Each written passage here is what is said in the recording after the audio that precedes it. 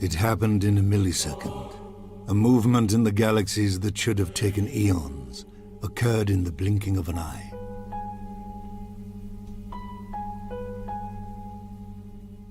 At the Cape Hattie Observatory, a young astronomer sat stunned, reaching an instant too late to activate the camera that might have recorded it. The splintering of 3 constellations that produced the dark, glowing star.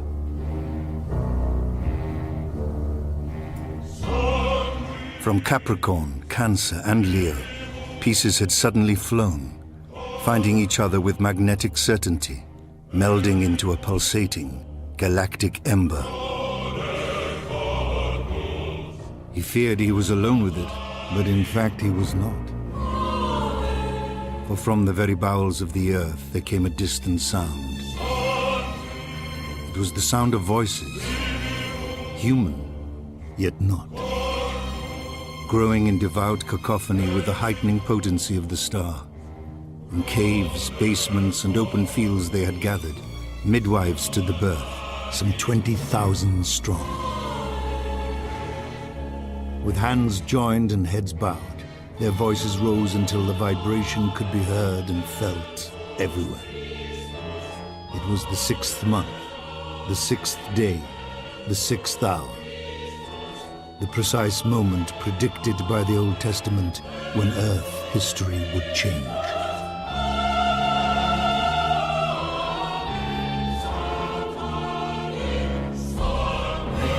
The Omen by David Seltzer. Abridged by Jeremy Osborne. Read by Owen Teale.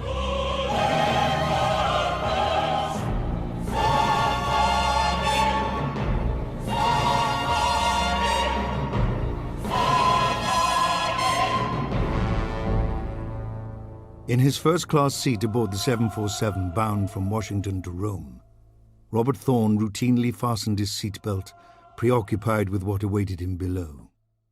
The telegram he'd received in Washington was 12 hours old, and by now whatever had happened was over. He would find Kathy in a hospital bed nursing their newborn child, or in a state of despair for having lost it once again.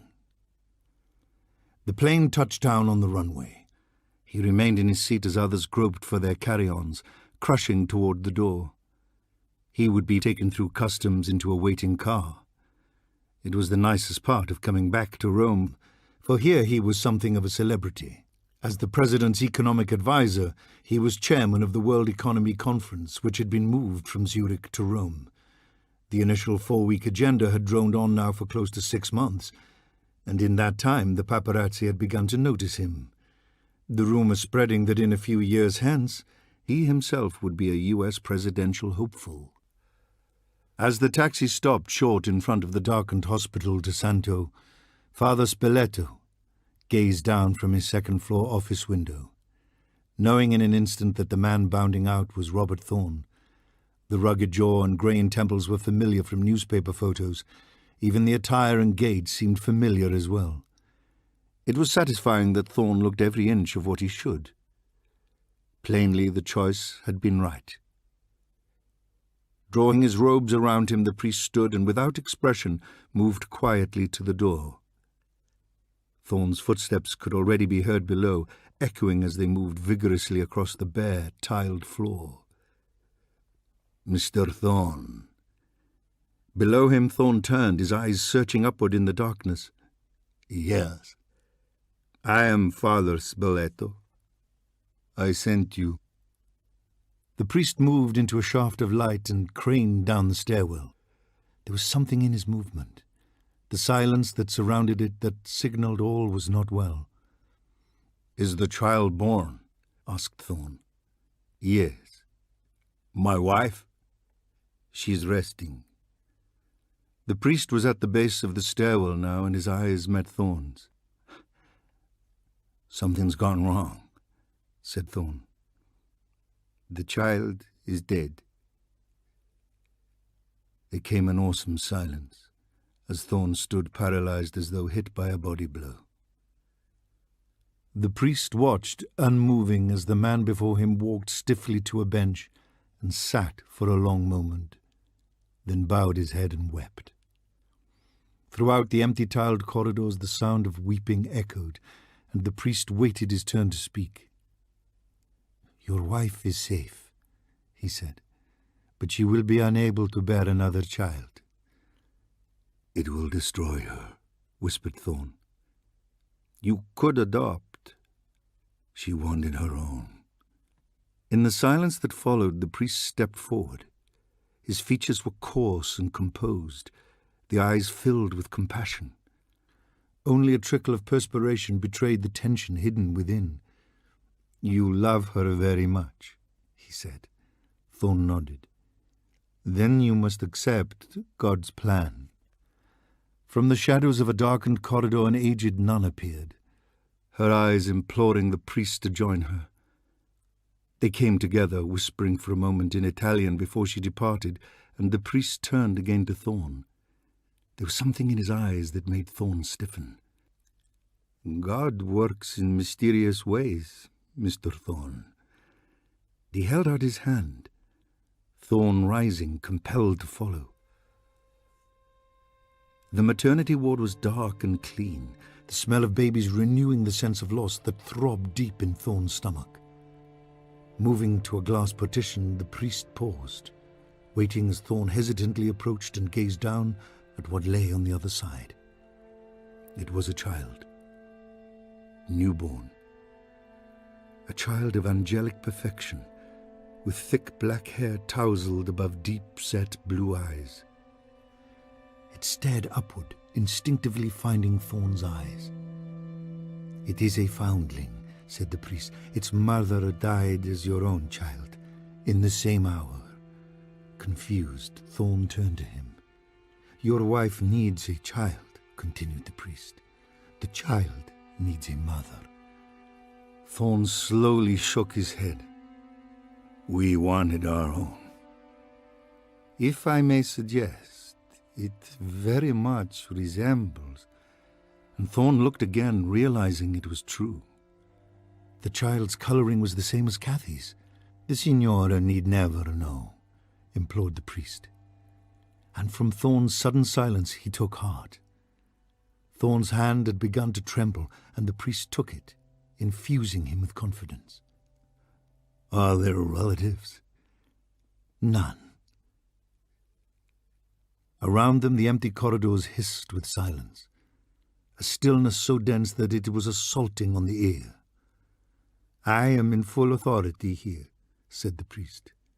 "There will be no records. No one could know."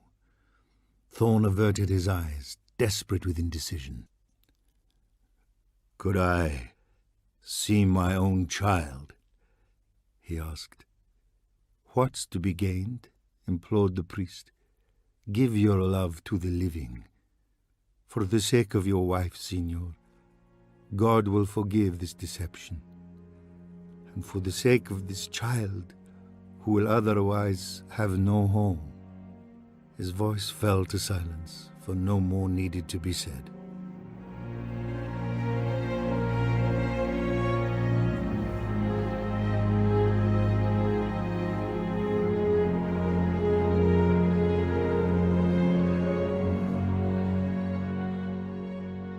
The Thorns were both of Catholic parentage, but neither of them was religious. Thorn himself did not take seriously, as Kathy did, the fact that their son Damien was never christened. Kathy was intending one day to make sure it was done right. But that day never came, for they were swept into a whirlwind of distractions and the christening was forgotten. The economy conference had ended, and they moved back to Washington, Thorn resuming his duties as a presidential advisor and becoming a political entity unto his own. The Thorn family became familiar to readers of national magazines all over the country. They were photogenic, they were rich, and they were on the way up. And more important, they were often in the company of the president. It came as no surprise when Thorn was appointed the ambassador to the court of St. James. In London, they took up quarters in a 17th-century mansion at Hereford. For household duties, there was a staff of day help and a permanent couple, the Hortons, who acted as cook and chauffeur. To entertain Damien when Cathy was occupied with official chores, there was an English girl named Chessa. She was bright and full of play, and adored Damien as though he were her own. The child himself was growing into an artist's rendering of what a human child should be. 3 years since his birth, his health and strength were phenomenal. He had a kind of composure about him. Horton occasionally took him out on errands, enjoying his silent presence, amazed at the child's fascination with everything that went on outside. "He's like a little man from Mars," Horton once remarked to his wife, "like he was sent here to study the human race." "He's the apple of his mother's eye," she responded. "Wouldn't do you no good to be heard saying that." "I'm not downing him, just that he is a bit unusual." The only other troubling aspect about Damien was that he rarely used his voice. Cathy once inquired about this to her physician, but the doctor was most reassuring. He was only 3.5, and Albert Einstein didn't speak until he was 4. He was in every way the perfect child, the appropriate issue of the perfect marriage of Robert and Cathy Thorne.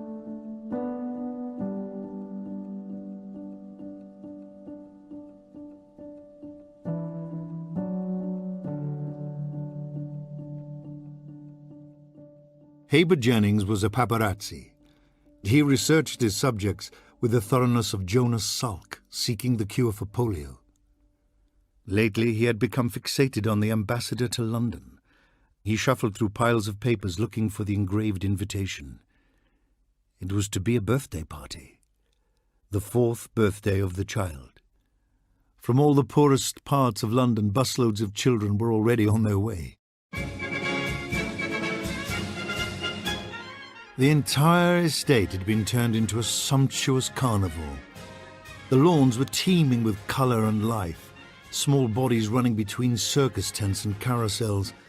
Photographers ran everywhere, out of their minds with greed.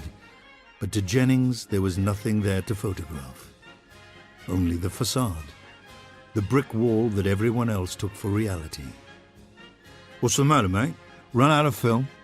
It was Hobie talking, the stringer for the News Herald, feverishly reloading beside the hot dog table as Jennings casually approached and took a handful of food. "Just waiting for his canonization," Jennings replied with distaste. "How's that?" "I don't know if we've got just the heir to the Thorne millions here or Jesus Christ himself." "You're a fool to miss out, man. It's not often you'll get into a place like this." "Why bother? What I need I can buy from you." "You want an exclusive, do you?" "No other way." "Well, good luck then. This is the most private family this side of Monaco." The exclusive. That was the Jennings dream.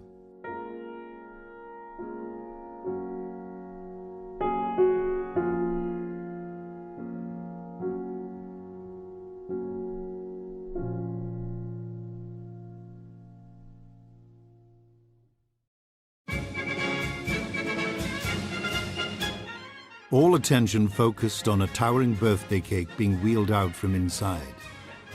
The child's nanny, Chessa, was dressed as a clown, her face whitened with powder and painted with a garish red smile.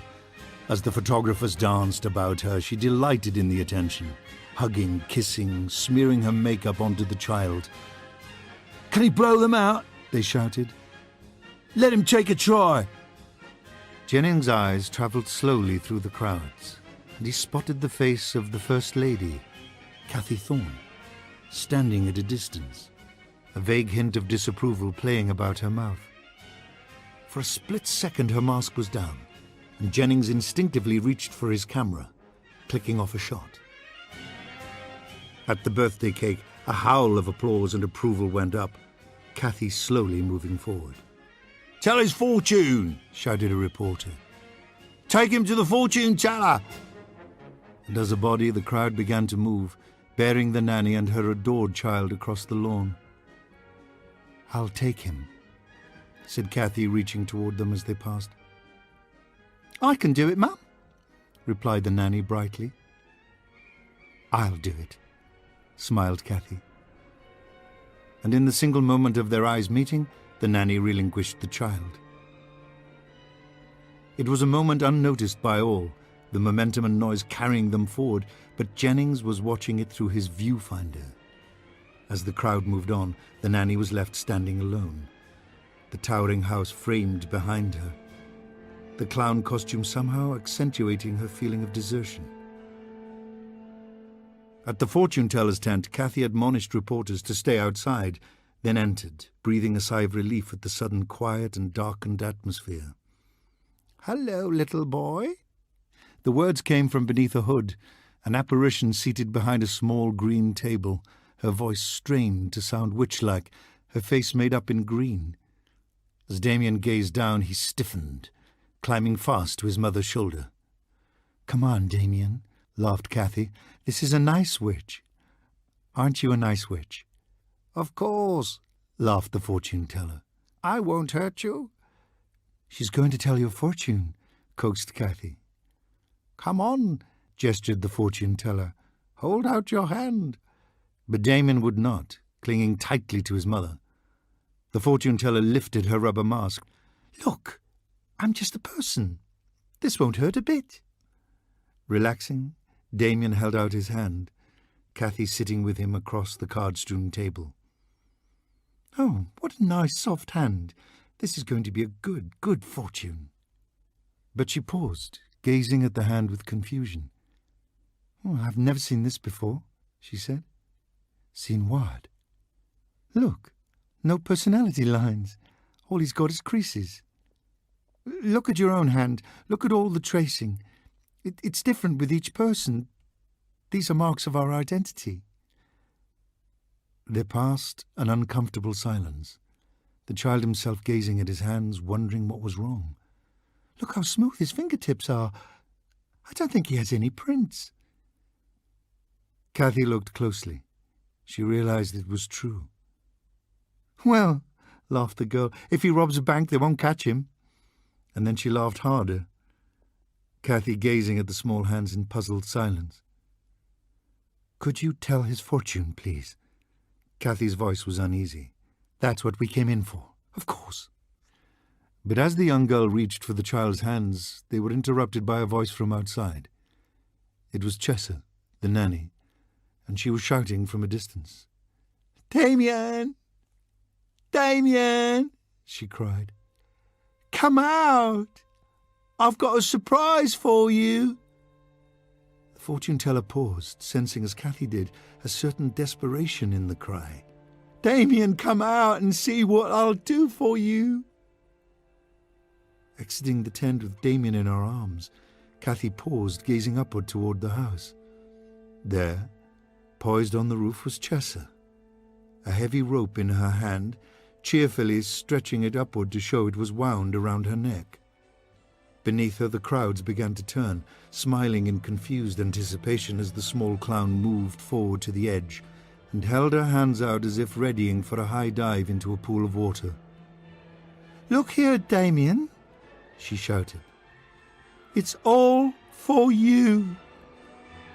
And in a single movement she stepped off the roof, her body plummeting downward, snapped back up by the rope, then hanging limp, silent, dead. On the lawn they stood in stunned silence, the small body swinging gently to the accompaniment of a carousel waltz.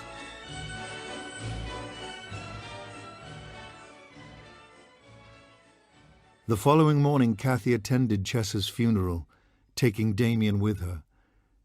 It was a private affair conducted in a small cemetery on the outskirts of town, attended only by the girl's family, Kathy and Damien, and a balding priest who read from the scriptures while holding a folded newspaper over his head to ward off the persistent drizzle of rain.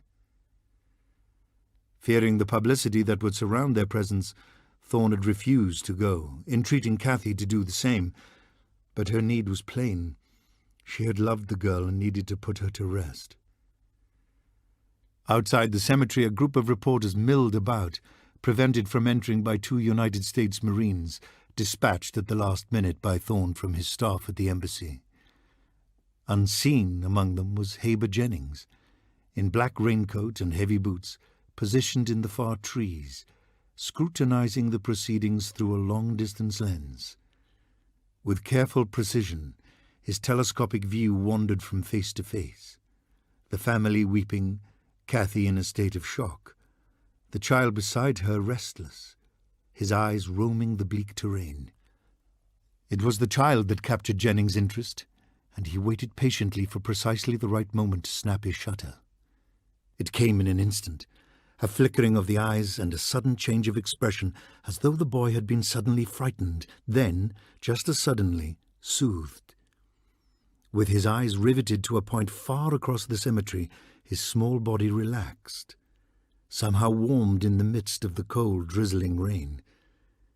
Swinging his telescopic view, Jennings searched the landscape, finding nothing but headstones. And then something moved. A dark, blurred object, slowly coming into focus as Jennings racked his lens. It was an animal, a dog, large and black, its pointed face distinguished by narrow-set eyes and a lower jaw that protruded forward, exposing teeth, stark against midnight fur.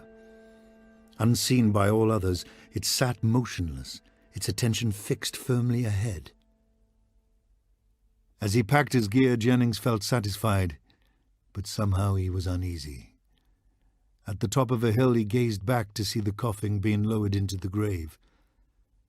The child and the dog were small in the distance, but their silent communion was plain. The following day brought a fresh onslaught of rain and the arrival of Mrs. Baylock. She was Irish, and she was an outrage, pulling up to the front gates of Perriford and announcing herself as the new nanny. She bullied her way through, her boisterous manner at once intimidating and appealing. "I know it's a difficult time for you," she announced to the Thorns as she took off her coat in the vestibule. "So I won't impose on your grief.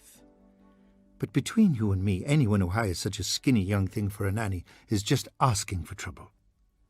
The movements of her massive frame were so vigorous that they created a breeze, Thorn and Cathy watching dumbfounded, silenced by her certainty. "Well, now, where's the boy?" I'll show you," said Cathy, indicating the stairs.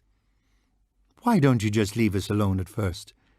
Let us get acquainted in our own way. He's a little shy with new people." "Not with me, he won't be, I can assure you of that." "I really think—" "Let me give it a try." And in a moment she was climbing the stairs, her massive bottom disappearing from view. In the sudden silence left in her wake, the Thorns exchanged a glance, Thorn nodding an uncertain approval. "I like her," he said. "I do too. Where did you find her?" "I didn't find her. I assumed you found her." And after a moment's pause, Thorn called up the stairs. "Mrs. Baylock." "Yes?" She was already on the second-story landing, her face peering down from above. "I'm sorry. We're a little confused." "Why is that?" "Who called you?" "The agency. They saw in the papers you'd lost your first nanny, so they sent you another." It seemed a bit opportunistic, but knowing the fierce competition for employment in London, Thorn thought it made sense. "Can I call to confirm that?" asked Cathy. "Go right ahead," replied the woman. The Thorns retired to the drawing-room where Cathy called the agency and confirmed Mrs. Baylock's credentials. She was well qualified with high recommendations, the only confusion being that their file showed she was presently employed in Rome. It was likely, however, that her situation had changed without being entered in their files, and they would clear that up as soon as the agency manager, who no doubt sent her to the Thorns, returned from his 4-week holiday. Cathy hung up the phone and gazed at her husband, and both shrugged. Rather pleased with what had transpired, Mrs. Baylock was an oddball, but full of life, and that, more than anything, was what they needed. Upstairs, Mrs. Baylock's smile had faded, and she gazed down through misted eyes at the child asleep in his bed. As the woman watched him, her chin began to tremble, as though she were standing before an object of incomparable beauty. The child heard her faltering breath, his eyes opening slowly to meet hers. He stiffened and sat upright. "Fear not, little one," she whispered in a faltering voice. "I am here to protect thee." In his cramped six-flight walk up in Chelsea, Heber Jennings was awake, gazing at the growing gallery of Thorne portraits that adorned his darkroom wall. There were the funeral pictures, dark and moody, the close-up of the dog among the headstones, the close-up of the boy. And then there were the pictures of the birthday party, Cathy watching the nanny in clown costume alone. It was the latter photograph that most interested him, for above the nanny's head there was a kind of blemish, a photographic imperfection that somehow added to the potency of the scene. It was a fleck of faulty emulsion, a vague haze that hung over the nanny, forming a halo around her head and neck. Though normally a flawed photo would have been discarded, this one was worth keeping. The knowledge of what happened immediately after it was taken gave the blemish a symbolic quality, the shapeless form like a shadow of doom. The only shot he was missing was that of the ambassador himself, and Jennings hoped that tomorrow might be the day. There was to be a state wedding at the All Saints' Church, which the Thorne family would likely attend. It wasn't Jennings' kind of setup, but he'd been lucky so far, and perhaps he would be lucky again.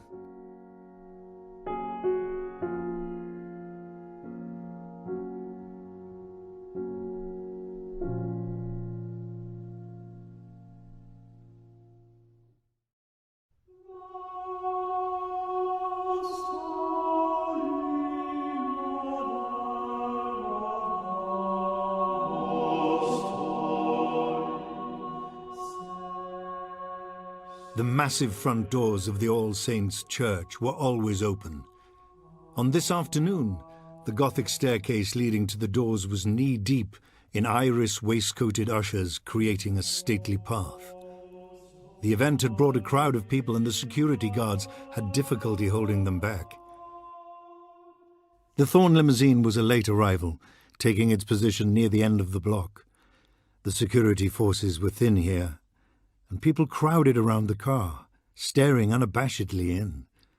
The mob thickened, and Damien, who had dozed, began to rouse, startled and confused by all the faces peering in.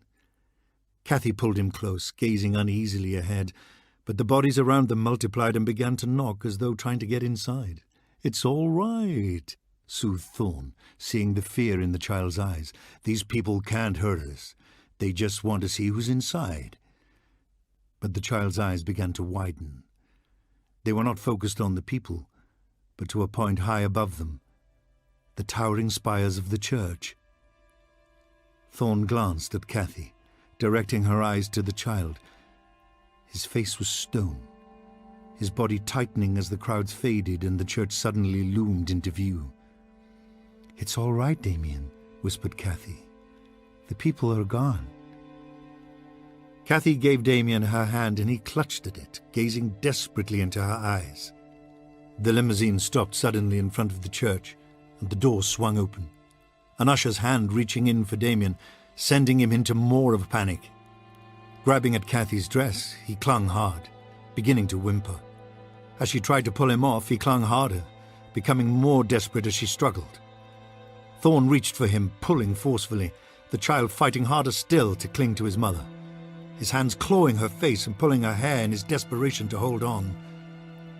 He began to scream in terror, a crowd gathering around them as they fought desperately within. Trying to help, Horton raced from the front seat, grabbing Damien and trying to pull him out of the car, but the child had become an animal, shrieking as his fingers dug deep into Cathy's face, a handful of hair ripping from her head. "Get him off!" she screamed. In terror, she began beating at him, trying to wrest the fingers that had dug into her eye. In a sudden move, Thorne ripped him off her, grabbing him in a bear hug and pinning his arms to his side. "Drive," he panted to Horton. "Get out of here." As the child struggled, Horton ran into the front seat, slamming doors as he went, the limousine lurching suddenly forward as it pulled fast away from the curb. The child struggling slowly ceased, his head falling back in utter exhaustion. Horton swerved back onto the highway, and in a few moments, All was silent. Damien sat with glazed eyes, his face wet with perspiration, and Thorne still clutched him in his arms, gazing fearfully ahead. Beside him, Cathy was in a state of shock, one eye swollen and nearly shut. They drove home in silence. No one dared to speak. When they arrived at Perriford, they took Damien to his room and sat him in silence as he stared out of the window. His forehead was cool, so there was no need for a doctor, but he would not look at them, fearful himself of what he had done. "I'll take care of him," Mrs. Baylock said quietly as she entered the room. As Damien turned and saw her, his entire posture registered relief. "He had a fright," Cathy said to the woman. "He doesn't like church," replied the woman. "He wanted to go to the park instead." "He became wild," said Thorne. "He was angry," said Mrs. Baylock, and she moved forward, lifting him in her arms. He clung to her like a child to his mother, and the Thornes watched in silence. Then they slowly left the room.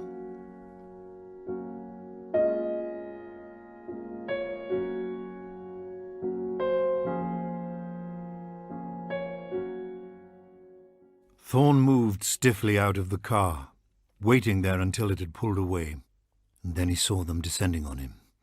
Two men moving fast, one taking pictures, the other firing questions. Thorne headed toward the embassy, but they got in his way, and he tried to step around them, shaking his head in response to their questions. "Have you read today's reporter, Mr. Thorne?" "No, I haven't." "There's an article about your nanny, the one that jumped." "I didn't see it." "It says she left a suicide note." "Nonsense." "Could you look this way, please?" It was Jennings with a camera, moving quickly, clicking away. "That's great. Just hold it like that." The camera came too close, and Thorne pushed it aside, knocking it from Jennings' hand.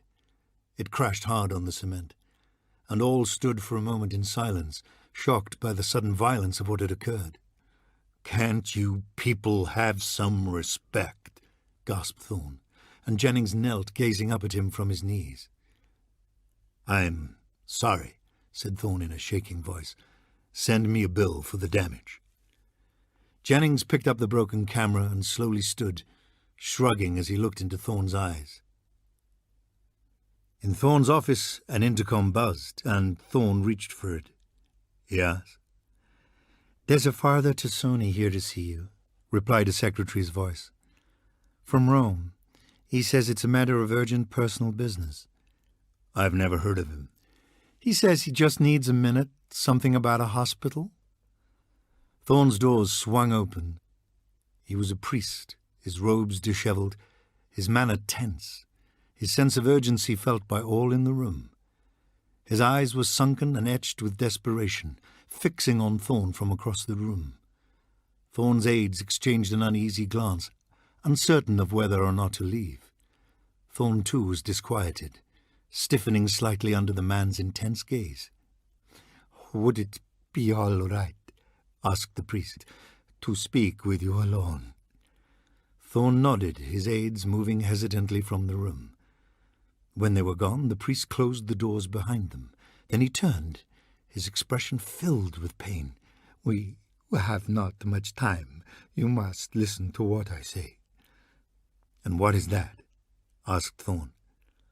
"You must accept Christ as your Saviour. You must accept him now." There passed a moment of silence, Thorne at a loss for what to say. "You must take communion," hissed the priest. "Drink the blood of Christ and eat his flesh, for only if he is within you can you defeat the child of the devil." The atmosphere in the room burned with tension. Thorne's hand reached for the intercom buzzer and pushed. "I've locked the door, Mr. Thorne," said the priest. Thorne stiffened, frightened now by his tone. "Yes?" asked the secretary's voice through the intercom. "Send for a security guard," replied Thorne. "I was at the hospital, Mr. Thorne, the night your son was born." Thorne was jolted. riveted in place. I was a midwife. I witnessed the birth. The secretary's voice came again. Mr. Thorne, I'm sorry I didn't hear you. Nothing, responded Thorne. Just stand by. He released the button, gazing fearfully at the priest. What do you want? To save you, Mr. Thorne, so Christ will forgive me. What do you know about my son? I saw its mother. You saw my wife. Its mother, Mr. Thorne. Thorne's face hardened and he gazed evenly at the man. Is this blackmail? He asked quietly. No, sir. Then what do you want? To tell you, sir, its mother, sir. Go on, what about her? With a sudden crash, Thorne's door flew open. A Marine entering, Thorne's aides and secretary behind him. Thorne was ashen, immobile, the priest's face wet with tears. Something wrong in here, sir? Asked the Marine. You sounded strange, added the secretary. The door was locked. I want this man escorted out of here, said Thorne, and if he ever comes back, I want him put in jail. On the street outside the embassy, Heber Jennings leaned up against a car, checking out his spare camera, having put the broken one away. His eye caught sight of the Marine escorting the priest down the front steps, and he snapped off a couple of shots of them as the priest slowly shuffled away. Later, Jennings sat in his darkroom gazing at a series of photographs, his eyes curious and confused. He had shot off a roll of 36 pictures at varying exposures and speeds, and 3 of them had turned out defective. It was the same kind of defect he'd had a few months ago in the shot of the nanny at the Thorne estate. This time it involved the shots of the priest. Once again it seemed to be a flaw on the emulsion, but this time it appeared more than once. It came twice in a row, then skipped 2 shots, then returned, exactly as before. Even more curious, it seemed linked to the subject. The strange blur of movement hanging above the priest's head, like a phantom javelin about to skewer the priest to the ground. Jennings found his way to Thorne's office with no trouble.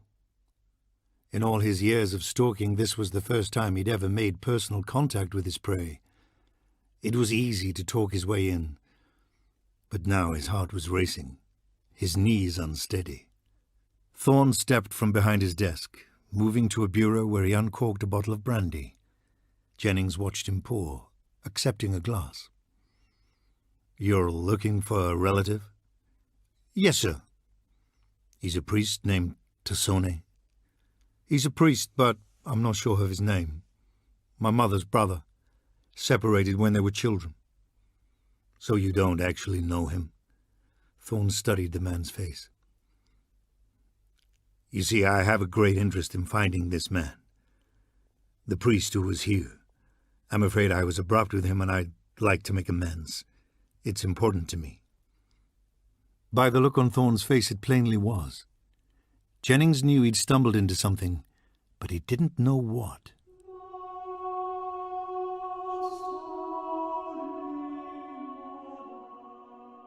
Tassone stood watching the ambassador from the opposite side of a chain-link fence, as Thorne and a group of dignitaries dedicated a housing project in a poor section of Chelsea. Thorne was a consummate politician, a man who enjoyed adulation, and as he moved by the fence he made an effort to shake each of the greedy hands. But suddenly he was jarred, a hand reaching through with sudden violence and grabbing him hard by the shirt front, pulling him close to the fence. "Tomorrow," panted Tassone into the ambassador's frightened eyes. 1 o'clock, Kew Gardens. "Unhand me," gasped Thorne. 5 minutes, then you'll never see me again. Your wife is in danger.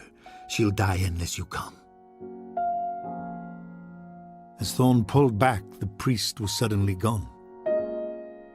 The ambassador was left dazed, gazing into strange faces, flashbulbs going off directly into his eyes.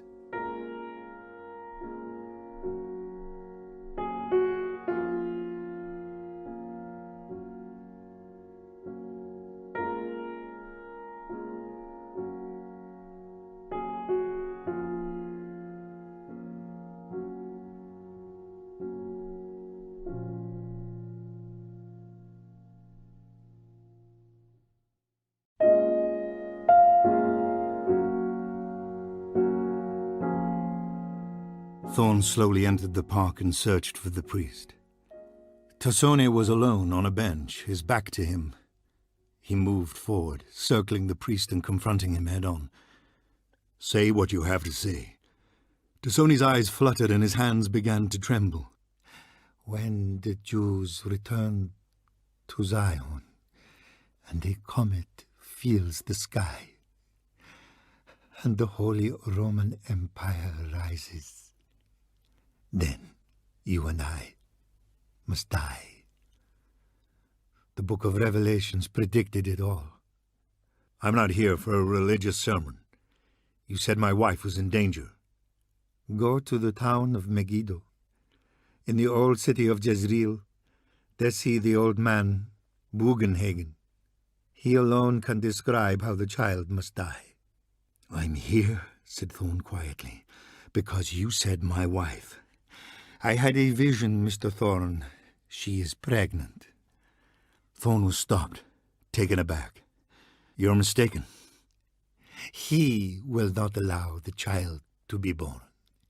He will kill it while it slumbers in the womb." "What are you talking about?" "Your son, Mr. Thorn. The son of Satan. He will kill the unborn child, and then he will kill your wife. And when he is certain to inherit all that is yours, then, Mr. Thorn, he will kill you." Thorn shook his head, pointing a trembling finger at the priest.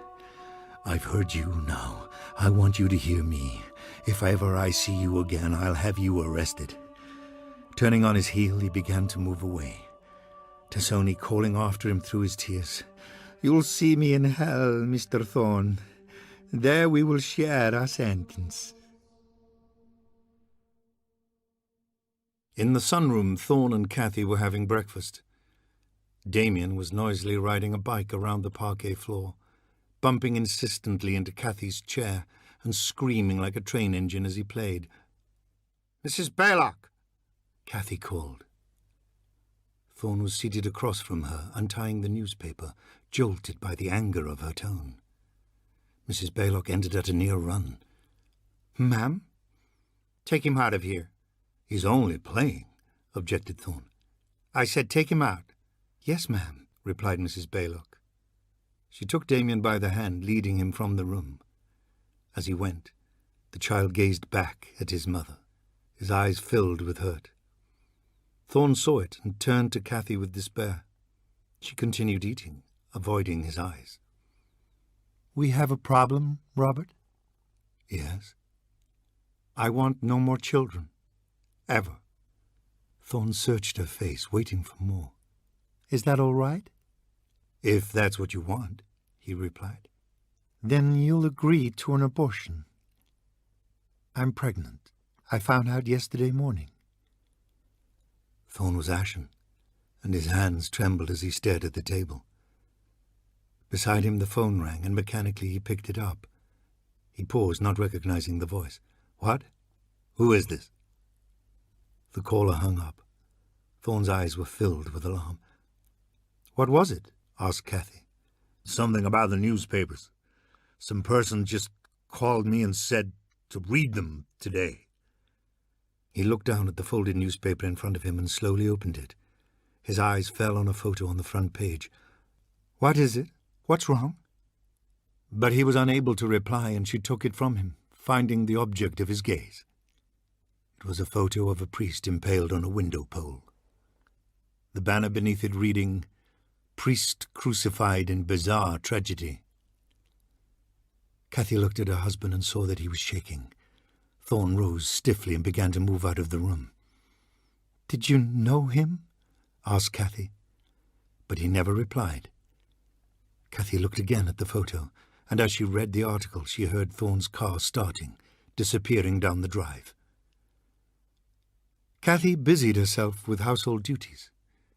She stood now on the second-floor landing with a pitcher in hand, wondering how to reach the plants that hung suspended just over the balcony. Behind her, in his playroom, Damien rode his bike, making the sound of a freight train, the sound intensifying as he rode faster. In the hallway, Kathy stepped up onto a stool. Damien accelerated and shot outward from his room. his bike colliding with Kathy, sending her flying, clawing air as she toppled into space. By the time Thorne got to the hospital, the reporters were already there, shouting questions and popping flashbulbs into his eyes. He pushed through to intensive care. A doctor appeared, quickly walking toward him. "Is she all right?" Thorne asked. "She'll recover. She has a concussion, a broken collarbone, and some internal bleeding." "She's pregnant." "I'm afraid not." "You do know she jumped." "Jumped?" "From your second-floor balcony, apparently in full view of your child and his nanny."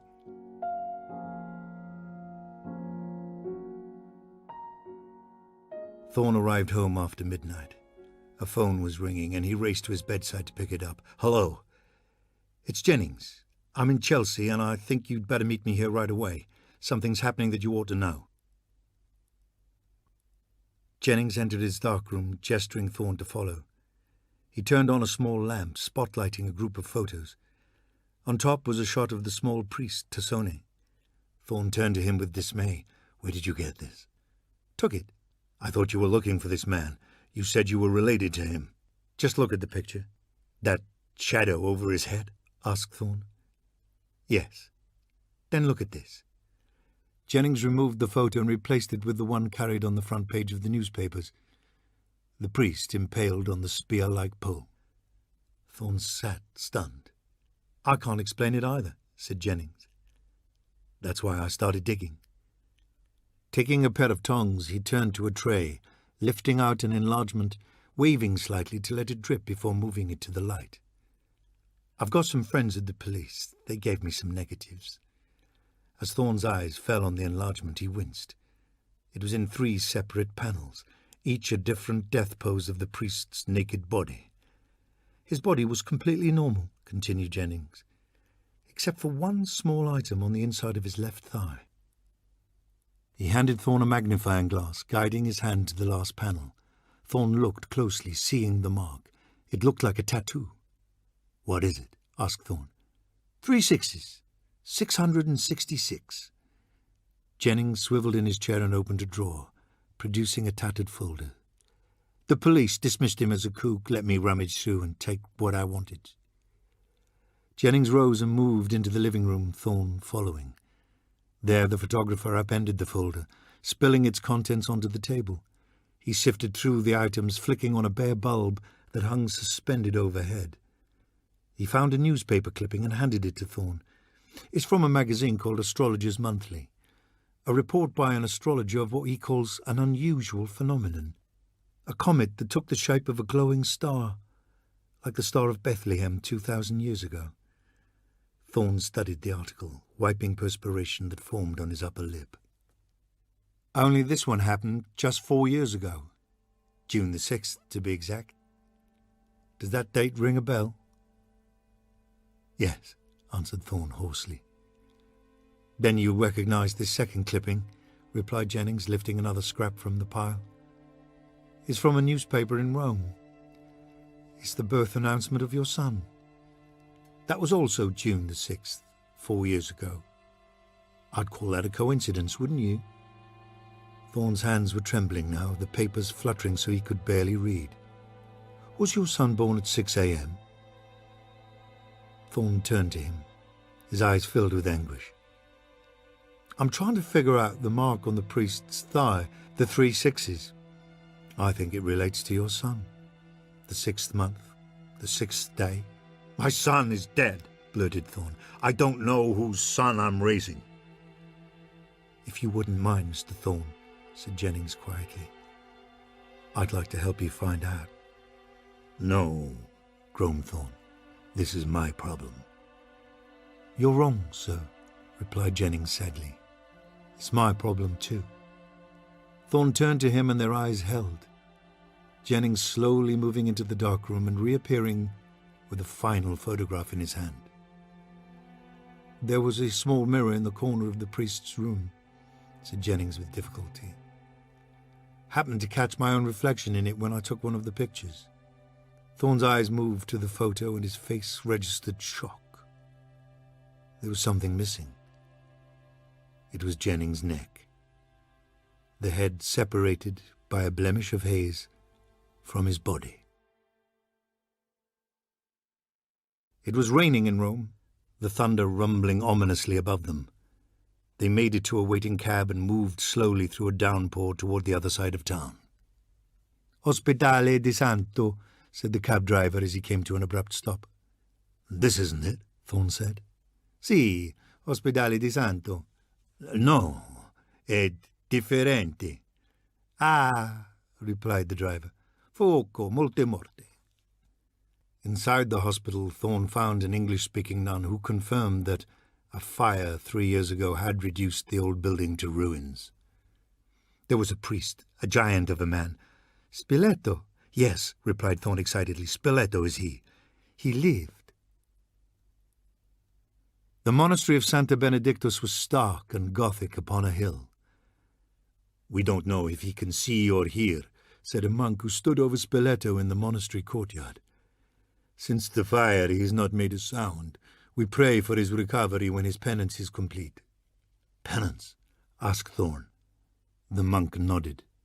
"He's fallen from grace for abandoning Christ. Come with me." Spiletto's cubicle was bare and box-like, containing only a straw mattress and a table made of stone. "It's drawn on the table," said the monk as they entered. "He wrote it out in coal." Spiletto's wheelchair clattered as it crossed the uneven stones, and they gathered around the small table, seeing there the strange symbol the priest had drawn. "He did it when he first came here," said the monk. "We left the coal here on the table, but he has drawn no more." It was a grotesque stick figure. What immediately caught Jennings' eye were the 3 numerals over the stick figure's head. "What about the 6s?" asked Jennings. 6 is the sign of the devil." "Why 3 of them?" "We believe it signifies the diabolical trinity." Thorne glanced at Spiletto and shuddered at the glistening, frozen face. "Father Spiletto," he said firmly, "my name is Thorne." The priest stared mutely upward, unmoving, unhearing. "It's no use," advised the monk, but Thorne would not be stopped. "Father Spiletto, there was a child. I want to know where that child is from." Thorne shouted into the mute, unmoving face. "I beg you, where is she?" And suddenly they were jarred, the very atmosphere thundering around them as the monastery bells began to peal. Then Thorne looked down and saw it. The priest's hand was beginning to tremble and slowly rise. "The coal!" shouted Thorne. "Give him the coal!" Jennings' hand moved quickly, grabbing the lump of coal from the table and thrusting it into the trembling hand. As the bells continued to peal, the priest's hand jerked stiffly across the stone, forming crude letters that wavered with each impact of the deafening sound.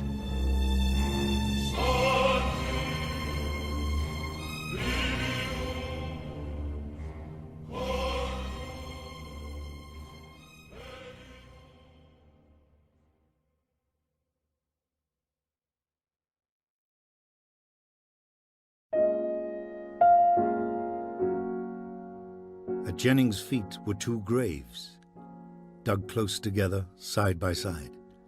Unlike the others in the cemetery, these were fairly recent, one full-sized, the other small, the headstones unadorned, bearing only names and dates. "See the dates?" asked Jennings.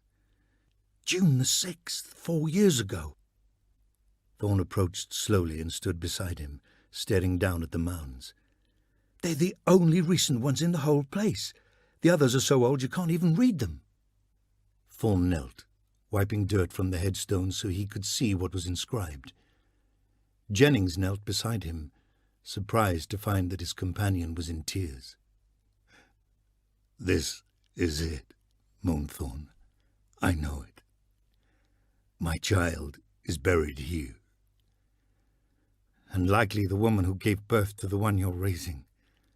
Thorne looked into Jennings' eyes. "Maria Santoya," said Jennings, pointing to the headstone. There's a mother here and a child.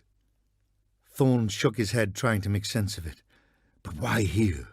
Why in this terrible place? There's only one way to find out, Thorne. We've come all this way. We might as well do it. Jennings raised the tire iron, plunging it forcefully into the earth. Within half an hour they were covered with soot and perspiration, clearing the last bits of earth from 2 cement covers. They sat back on their knees and stared at them, assessing what next had to be done. "Let's go," said Jennings. "Do the big one first." Jennings struck hard with his tire iron, wedging it against the side of the large cement lid. Then, with great effort, he pried it upward until he could get his fingers underneath. "Come on! God damn it!" Jennings threw his weight against it, and the lid slowly came up. They both strained with the full force of their strength to hold it in place as their eyes searched the darkened chamber below. My God! It was the carcass of a jackal.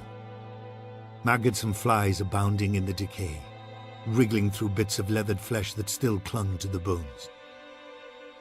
With his mouth flying open, Thorne lurched backwards, the cement slipping from his grip and crashing downward, breaking into pieces in the crypt below. A horde of flies billowed upward, Jennings moving in sudden terror. "Let's go." "No," gasped Thorne. "The other one. Maybe it's an animal too." "So what?" "Then maybe my child's alive somewhere." Quickly retrieving the tire iron, Jennings jammed it against the smaller lid, Thorne getting his fingers beneath it as Jennings firmly pried it upward. Within the small casket was the remains of a human child, its delicate skull smashed to pieces. "They murdered my son."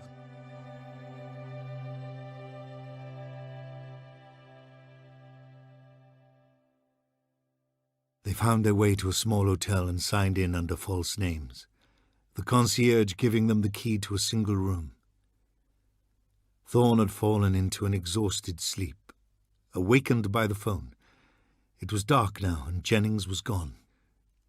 "Yes?" Thorne answered groggily. It was the voice of Dr. Becker, the tone of his voice betraying the news to come. "I'm sorry to have to tell you this long distance. What's happened?" "Kathy jumped from her hospital window. She's dead, Mr. Thorne. We did everything we could." At midnight, Jennings returned, his gangly form bent with exhaustion as he looked at Thorne's figure lying prone on the bed. "Thorne?" Thorne didn't answer, and Jennings sat heavily at the opposite side of his bed. "I found out about the town of Megiddo. It's taken from the word Armageddon, the end of the world." "Where is it?" Thorne asked without expression. "About 50 feet underground, I'm afraid, outside Jerusalem." "I want to go there," whispered Thorne. Jennings nodded, emitting a long sigh. "If only you could remember the name of the old man." "Bugenhagen." Jennings glanced at him, still unable to see Thorne's eyes. "Bugenhagen?" "That was the name," replied Thorne without expression. "I've remembered it all. Everything he said." Jennings listened intently in the darkness, finally alerted by the lifeless tone that something in Thorne had changed. "Has something happened?" he asked. "Kathy's dead," replied Thorne without emotion. "I want the child to die too."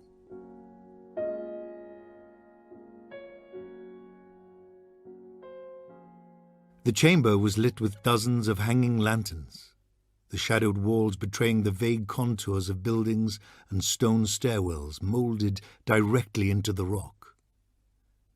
Bugenhagen moved behind his table and with effort sat, the light from his table lamp casting upon a complexion so pallid that it was almost transparent. His face was taut, and it was bitter, as though he had no taste for what had to be done. "What is this place?" asked Thorne. "City of Jezreel, town of Megiddo," he replied without expression. "My fortress, my prison, the place where Christianity began." "Your prison?" "Geographically, this is the heart of Christianity. So long as I remain within, nothing can harm me." He paused, regarding their reaction. "The little priest," said Bugenhagen. "Is he dead yet?" "Yes." "Then sit down. We'd better get to work." Thorne stared down at the table. Before him 7 stilettos were planted firmly upright, forming the sign of the cross. "It must be done on hallowed ground," whispered the old man. "The grounds of a church. His blood must be spilled on the altar of God. Each knife must be buried to the hilt." The old man's gnarled hand reached in, and with an effort unstuck the knife in the center. "The first dagger is the most important. It extinguishes physical life and forms the center of the cross. You must be devoid of sympathy. This is not a human child." Thorne struggled to find his voice. "What if you're wrong?" he asked. "What if he's not? Make no mistake. There must be some proof." "He bears a birthmark, a sequence of 6s. Thorne's breath quickened. "No," he said, "he doesn't have it. He must have it. I've bathed him. I've studied every inch of him. If it is not visible on the body, you will find it beneath the hair." On the streets of Jerusalem, they entered the narrowed sidewalk of a construction area. Thorne held up the package in his trembling hands. "These are knives, weapons. He wants me to stab him. He expects me to murder that child." "It's not a child," said Jennings. "It is a child. Just cool off." "No!" Thorne shouted. "I won't do it." He hurled the package of knives far beyond him, where it hit a wall and bounced into an alley. Jennings moved quickly into the alley. He kicked rubble aside, spotting the small package at the base of a garbage bucket ahead. Hurrying to it, he bent over, failing to see the arm of a huge crane as it swung high overhead. Pausing for just an instant before letting loose the huge pane of glass held tightly in its grip. It sliced downward with the finality of a guillotine, catching Jennings just above the collar, neatly severing his head from his body before exploding into a million flying pieces.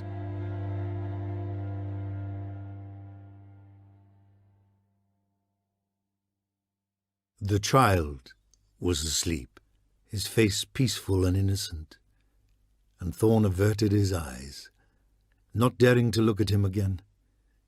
He tightened his muscles and drew in his breath, then moved forward, a razor clutched tightly in his hand.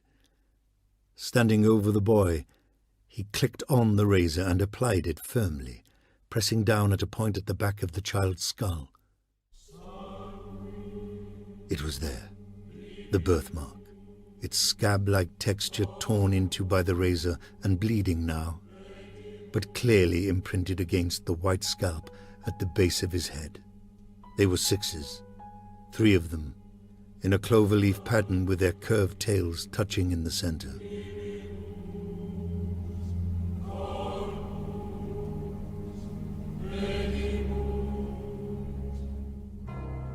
The car lurched to a stop in front of the church, and Thorne threw open the door. A howling wind rose up around them. The child spun in his arms and bit into his neck, Thorne screaming in pain as he fought to continue. Over the thunder came the sound of a police siren, and from the windows across the street a man's voice shouted desperately for Thorne to let the child go. But he was unhearing as the wind howled around him and the boy tore at the flesh of his face. A finger plunged into his eye socket and Thorne fell to his knees, clinging hard as he dragged the struggling child to the threshold of the stairs.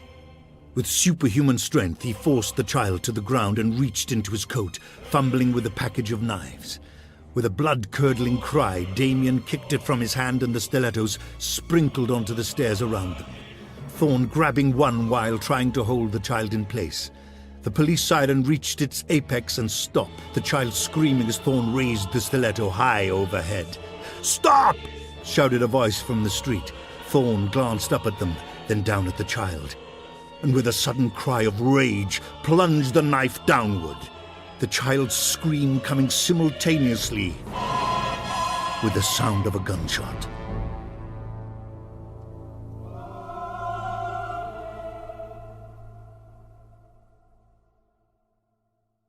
In New York City, outside the cemetery gates, reporters watched and photographed through telephoto lenses. At the gravesite, the two caskets were being slowly lowered, the priest raising his arms to the sky. Within the assembled mourners, a couple stood apart from the rest, surrounded by men in plain clothes whose eyes furtively roamed the crowd. It was a man, dignified and stately, a woman in a black veil at his side, holding the hand of a 4-year-old whose arm was cradled in a sling. And as we commit Robert and Catherine Thorne to their eternal rest, intoned the priest, we turn our eyes to their child, Damien, the sole survivor of this once great family, now moving into the household of another. May he prosper in the love they have to give. May he assume the legacy of his father and become a leader of mankind. From his position near the graves, Damien watched the two caskets descend, holding tight to the hand of the woman at his side. 4 motorcycled policemen escorted the limousine outward past the line of reporters, and they snapped photographs of the child's face as it stared back at them through the rear window of the departing car. For all, the photographs would be marred by a blemish, a flaw in the film emulsion, creating a haze that hung over the car.